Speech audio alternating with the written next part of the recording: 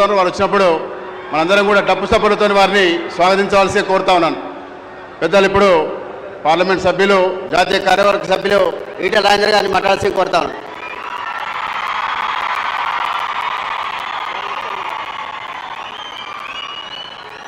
గౌరవనీయులు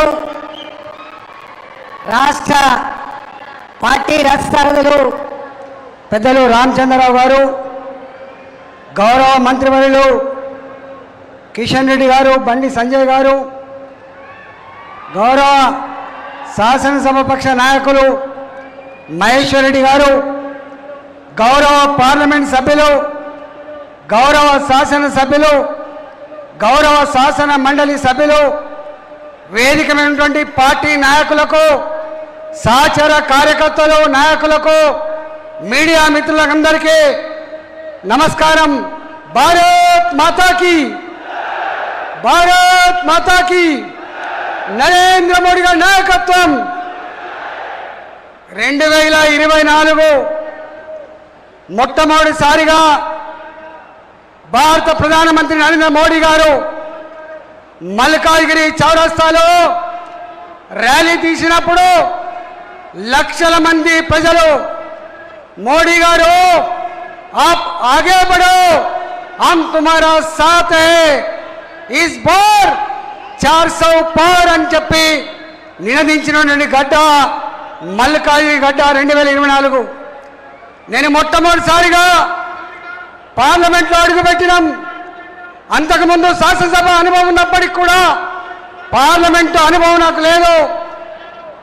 కానీ president of India ధన్యవాదాలు చెప్పే తీర్మానంలో నరేంద్ర మోడీ గారు మాట్లాడడం లేచినప్పుడు 200 పైచిలుకున్నటువంటి ప్రతిపక్ష పార్టీ ఎంపీలు ఆనాడు మోడీ గారి పోడియం చుట్టుముట్టి అయిపోయింది అయిపోయింది మేము గెలిచినామని చెప్పి ఎంత డిస్టర్బ్ చేసిందో ఆనాడు భారత జాతి ఆ ఎంపీలు నిర్వహించిన తీరు, బిహేవ్ చేసిన పద్ధతి ఇప్పటికి కూడా భారత జాతి మర్చిపోదు.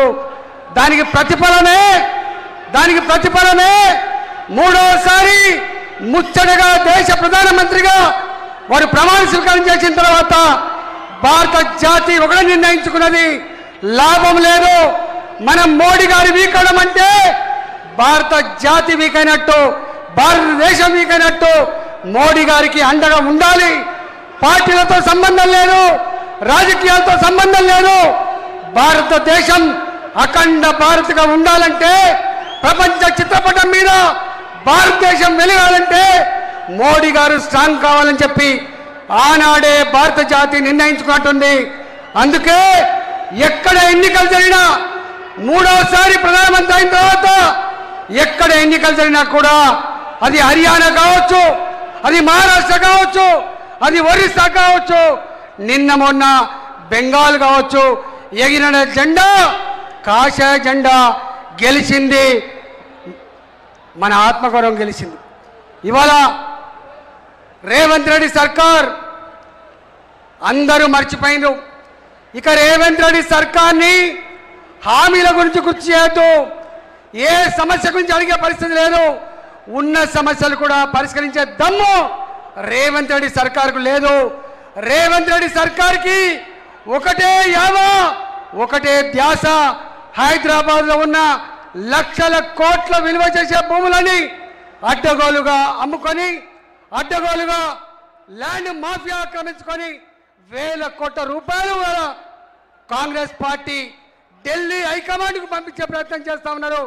ఇవాళ ఒక బంగారు బాతుకుడులాగా కాంగ్రెస్ పార్టీకి తెలంగాణ ఇవాళ మిగిలినట్టుగా కనబడతా ఉంది. ఆనాడు కేసీఆర్ కుటుంబ పాలనతో ఎట్లా దోసుకున్నాడో ఆనాడు ఆయన దోసుకుంటే ఇవాళ 2.5 సంవత్సరాల కాలంలో అంతకంటే ఎక్కువ దోపిడీ జరిగినట్టుగా ప్రజలు భావిస్తూ ఉన్నారు. గ్రామాలకు పోతే మొక్కజొన్న రైతులు కన్నీళ్లు పెడుతున్నారు.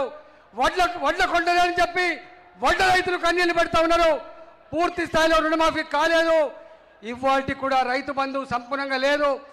చదువుకునే లక్షలాది మంది విద్యార్థులు ఫీజులు కట్టలేక క్లాస్ రూములో యజమాని నిలబెడితే బిక్కు బిక్కుమంటూ ఇళ్లలోకి వచ్చి అమ్మా నాన్న చెప్పుకొని అక్కడక్కడ ఆత్మహత్య చేసుకునే పరిస్థితి ఉన్నది. ఫీ రియంబర్స్మెంట్ లేదు. ఇవాళ రిటైర్డ్ అయిన ఉద్యోగులకి వాళ్ళు దాచుకున్న 35 సంవత్సరాలు కష్టపడి జమ చేసుకున్న డబ్బులకు కూడా ఇలా ఆస్కారం లేకుండా పోయింది.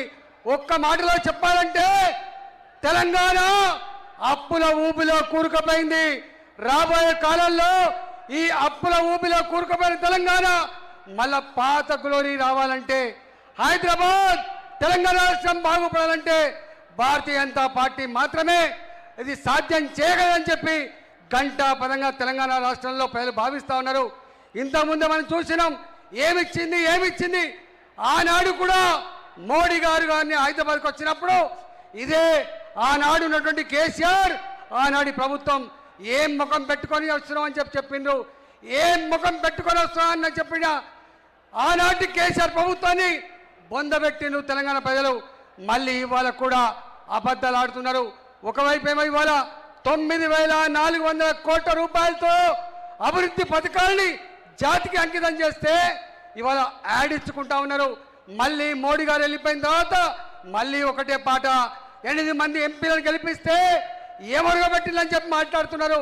8 మంది ఎంపీలను గెలిపిస్తే ఇవాళ తెలంగాణలో ఎన్ని వేల కిలోమీటర్ల నేషనల్ హైవేస్ అవుతున్నాయి.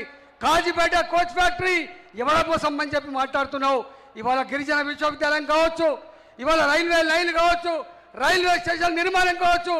ఒక్క మాటలో చెప్పాలంటే కేంద్ర ప్రభుత్వం కనుక నిధులు ఇవ్వకపోతే గ్రామ పంచాయతీ సిబ్బందికి జీతాలు ఇచ్చే పరిస్థితి లేదు.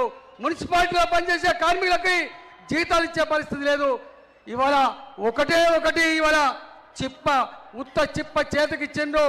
మాటల గాయడితో మీడియాని మేనేజ్ చేసి కాలం గడిపే ప్రయత్నం చేస్తా ఉన్నారు. కానీ ఇది చెల్లదు.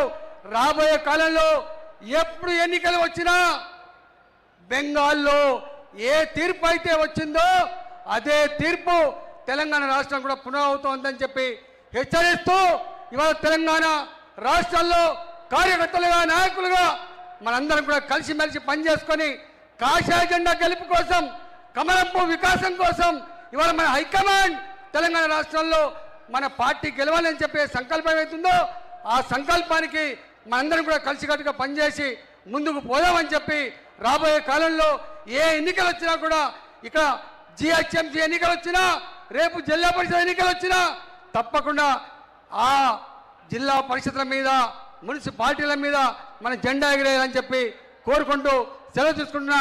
భారత్ మాతాకి నరేంద్ర